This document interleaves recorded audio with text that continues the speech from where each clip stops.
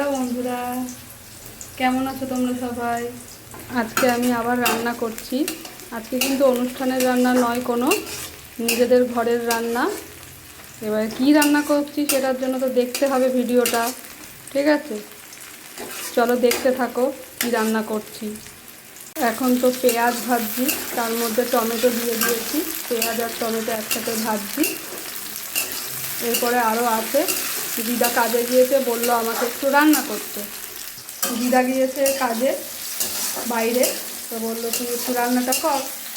তো আমি আমার মতন করে রান্না করছি, তোমরা দেখতে থাকো এবং আমি করতে থাকি রান্নাটা। এখন এখানে মশলা কষানো হচ্ছে।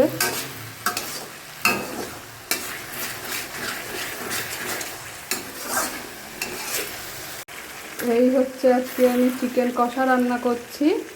এতক্ষণ যে ভিডিওটা দেখছিলে সেটা চিকেন কষার জন্যই হচ্ছিল মশলা প্রিপারেশন। জানি না আজকে এটা খেতে কেমন হবে।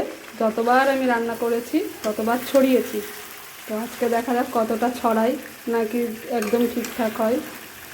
দেখতে থাকো, মাকে দিয়ে টেস্ট করাবো, রিভিউটাও তোমাদেরকে এর সাথে দেখিয়ে দেবো।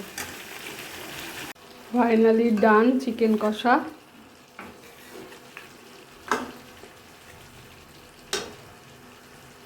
মায়ের রিভিউ নিয়ে তোমাদেরকে সেটা দেখাচ্ছি।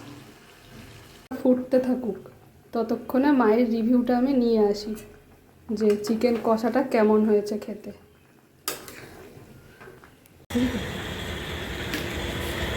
খেয়ে বলো কেমন হয়েছে, খেয়ে বলো।